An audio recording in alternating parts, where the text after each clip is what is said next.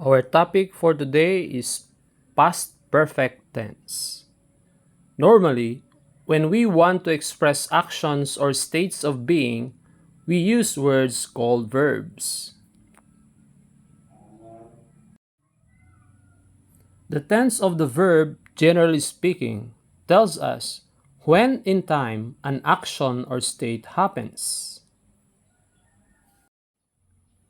In the case of past perfect tense, it tells us that an event happened in the past before another event in the past.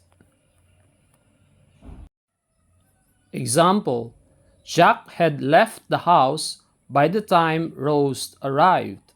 There are two past events here. First, Jack had left the house, which happened before another past event, that is, by the time Rose arrived.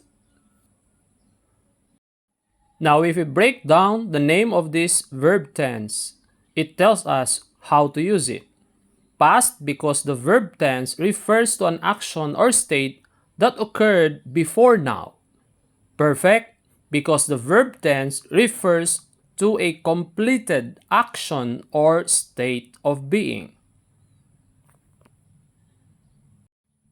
Hence, a past perfect tense often tells us that we refer to an action or state of being that was totally completed before another one in the past. So when do we use past perfect tense? We use past perfect tense to indicate that a past action or state happened before another past action or state.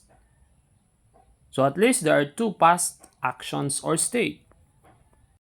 For examples, 1. I had caught 10 butterflies before my friend caught one. 2. She had gotten home by the time I called her. So one event happened before another event in the past. Sometimes, the event that an action or state is being compared to isn't always explicitly stated. Example: by the looks of it, I could tell that robbers had robbed the bank. In this sentence, the action described with the past perfect tense isn't being compared to another action in the past that is explicitly stated. Another reason for using past perfect tense is when stating an information that was said or reported by someone. Example: he told me that my boss had visited him this morning. So there is no personal knowledge from the one speaking. So use past perfect tense instead. We often use the past perfect tense to express conditional statements. Example: if I had studied harder, I could have topped the exams.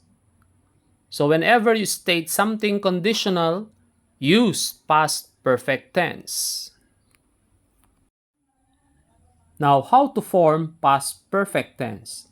The formula is use the auxiliary had plus the past participle of the verb. Note, it doesn't matter if the subject is singular or plural. The formula doesn't change. The past participle of the regular verbs is formed by adding d or ed.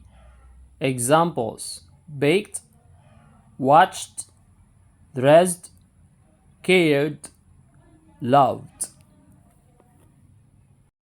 Some verbs also use the t variant, where the past participle ends with t instead of ed.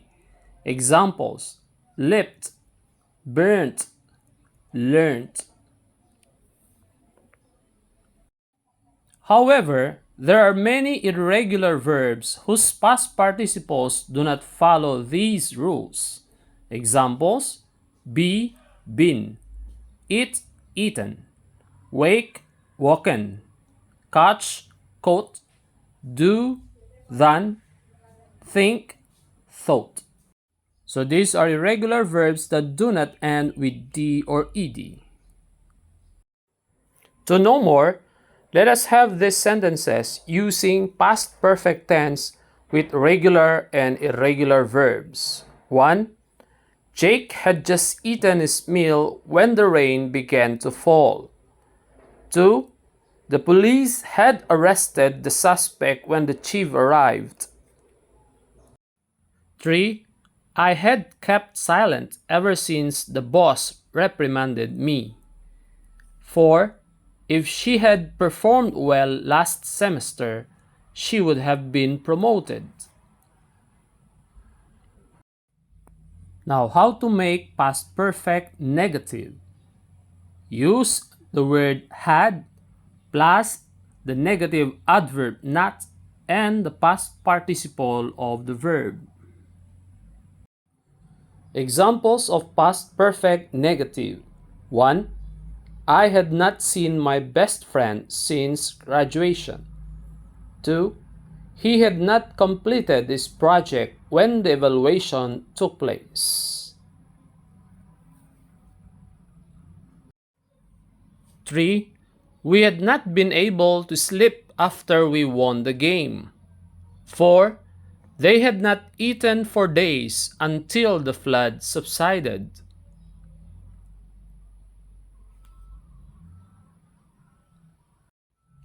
This time, let us study how to ask a question in the past perfect tense. The formula is use the word had plus the subject plus the past participle of the verb. Examples of questions in the past perfect tense. 1. Had June caused trouble before he was arrested? 2. Had she panicked when she lost control of the car?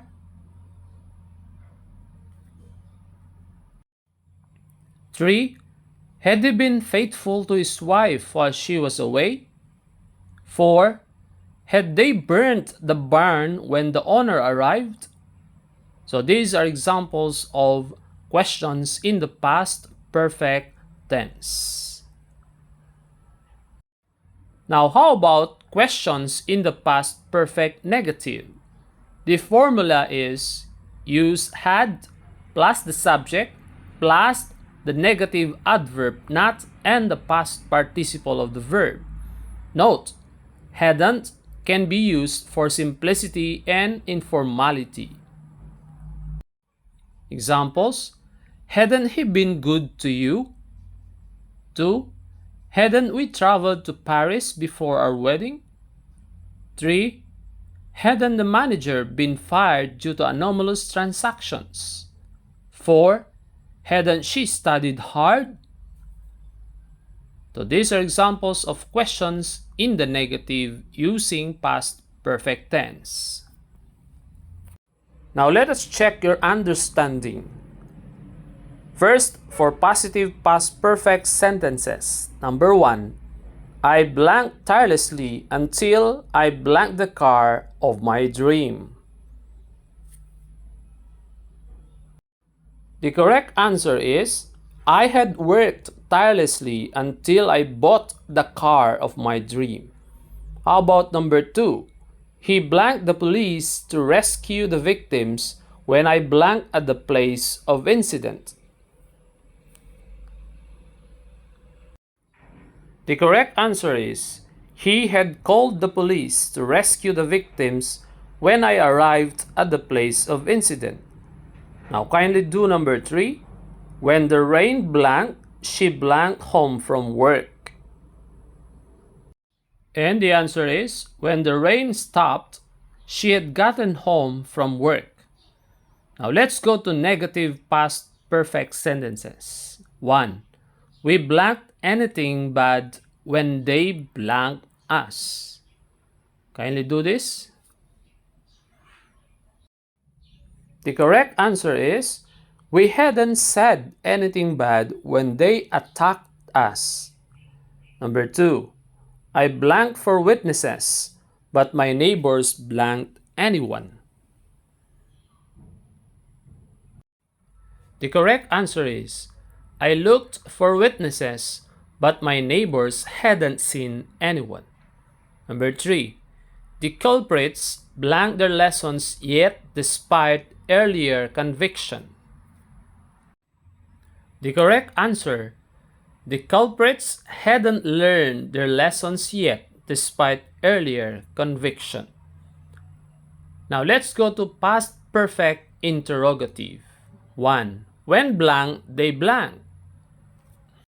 The correct answer is when had they left. How about number 2? Where blank, she blanked. Quite easy, isn't it? Now please do it. And the correct answer is, where had she gone? Number 3. How blank you blank. Again, quite easy. And the correct answer is, how had you met?